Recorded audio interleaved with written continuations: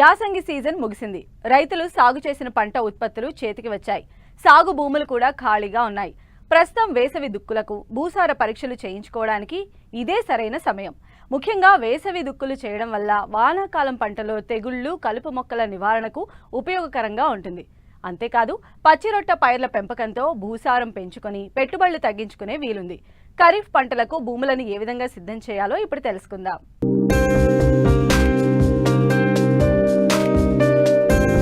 వర్షాధారంపై ఆధారపడి భూములు సాగు చేసే రైతులు రానున్న ఖరీఫ్కు ఇప్పటి నుండే సన్నద్ధం కావాల్సిన అవసరముంది. జూన్ నెల నుంచి అక్టోబర్ వరకు సాగయ్యే పంటలను ఖరీఫ్ పంటలు అంటారు. ఈ కాలంలో పండే ప్రధానమైన పంటలు వరి, జొన్నలు, మొక్కజొన్న, పత్తి, చెరకు, నువ్వులు, సోయాబీన్, వేరుశెనగ. జూన్ మాసంలో ఋతుపవనాలు వచ్చి వర్షాలు పడటం మొదలైన తరువాత నేలను సిద్ధం చేసుకునే కంటే ముందస్తుగా నేలను పంటలు వేసుకునేందుకు అనువుగా సిద్ధం చేసుకోవడం మంచిది. మే మాసం భూములను దున్ని ఉంచుకోవడం మంచిది.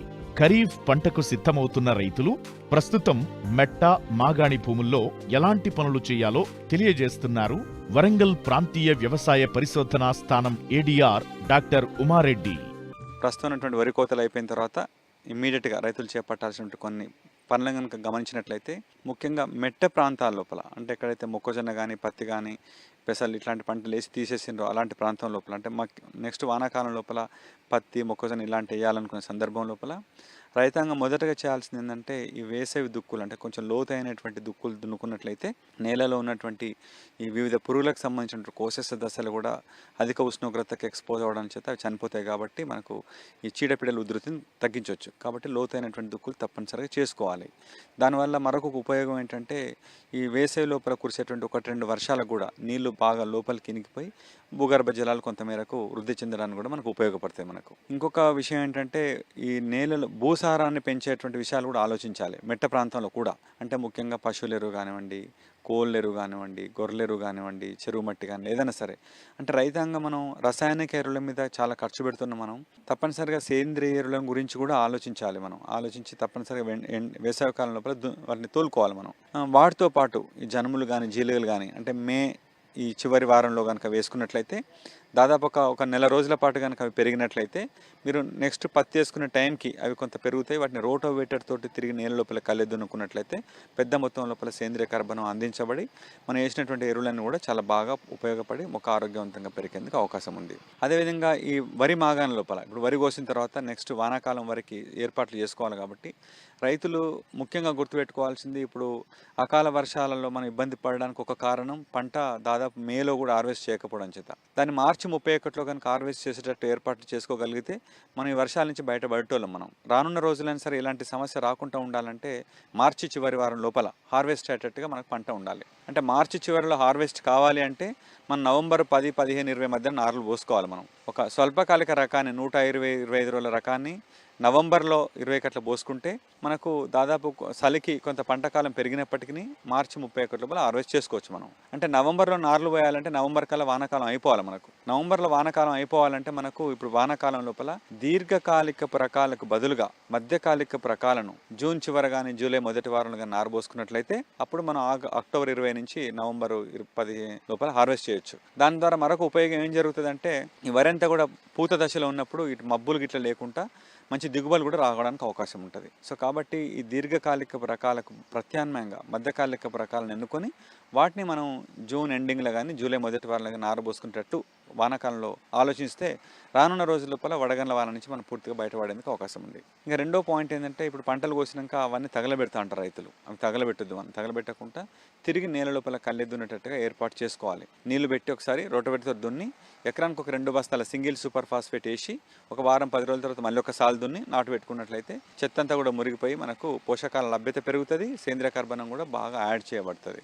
భాస్వరం ఎరువులను మళ్ళీ తర్వాత వేయాల్సిన అవసరం ఉండదు మనకి. సో కాబట్టి అది కూడా ఆలోచించాలి.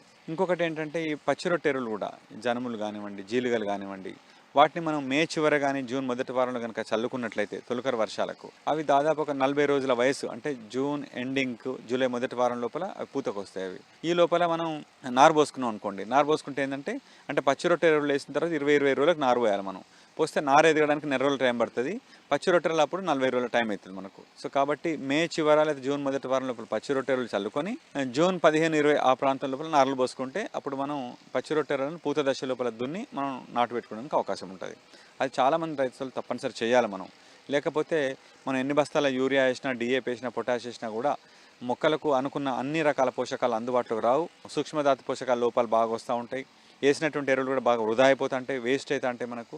సో కాబట్టి సేంద్రియ కర్బనాన్ని బాగా వేసినట్లయితే సూక్ష్మజీవుల సంఖ్య గణనీయంగా పెరిగి వేసినటువంటి ఎరువులను పూర్తి స్థాయిలో మొక్క ఉపయోగపడేట్టు చేస్తాయి అవి. అదేవిధంగా వరి సాగు చేసేటువంటి రైతులు జనుములు జీలుగలే కాకుండా పెసలు కూడా వేసుకోవచ్చు. వాళ్ళు మే చివర కానీ జూన్ మొదటి వారంలో వరంగల్ 42 లాంటి రకాలే కాకుండా ఇంకా మీకు ఏది దొరుకుతుంది వేసుకున్నట్లయితే పంట 55 రోజులు అయిపోతుంది. వర్షాలు బాగా పడితే దాన్ని ఒక పచ్చిరొట్టగా, వర్షాలు బాగా పడకపోతే, వర్షాలు లేట్ అయితే కనుక పెసరగా ఏరుకొని తర్వాత పచ్చిరొట్టగా వాడుకోవచ్చు మనం. సో కాబట్టి జనుములు జీలుగలు కానివ్వండి లేదా పెసర కానివ్వండి ఏదో ఒకటి వరి సాగు కంటే ముందు తప్పనిసరిగా సాగు చేసేట్టు చూసుకోవాలి. చివరికి ఏంటంటే అటు మెట్ట కానీ మాగాని లోపల ఈ భూసార పరీక్ష తప్పనిసరి చేయించాలి. దాంట్లో ముఖ్యంగా భాస్వరం ఎట్లా ఉండింది, ఉదజని సూచిక ఎట్లా ఉండింది, లవణాల గాఢత ఎట్లా ఉండింది, చౌడు శాతం అని ఉండిందా, ఇట్లాంటి ఒక 4-5 విషయాలు రైతులు కనుక తెలిస్తే ఆ పొరపాట్లు జరగకుండా వాటిని సరి చేసుకున్నట్లయితే అన్ని బస్తాల ఫర్టిలైజర్స్ చేస్తాం, అన్ని బస్తాల మొక్కకు ఉపయోగపడేట్టుగా ఈ సూక్ష్మధాతు పోషకాల లోపాలు రాకుండా చేసుకునే అవకాశం ఉంది. కాబట్టి రైతులు వెంటనే మట్టి నమూనాను ఒక శాస్త్రీయ పద్ధతి లోపల మట్టి నమూనాను తీసి దాన్ని అటు వ్యవసాయాధికారి కానీ లేదా దగ్గరలో ఉన్నటువంటి ప్రాంతీయ వ్యవసాయ పరిశోధన స్థానంలో కానీ చేయించుకొని ఈ భూసార పరీక్షల ఫలితాలకు అనుగుణంగా ఎరువులు వేసి పంటలు కనుక పండించినట్లయితే తక్కువ ఖర్చుతోటి ఆరోగ్యవంతమైనటువంటి మొక్కను పండించవచ్చు మనం.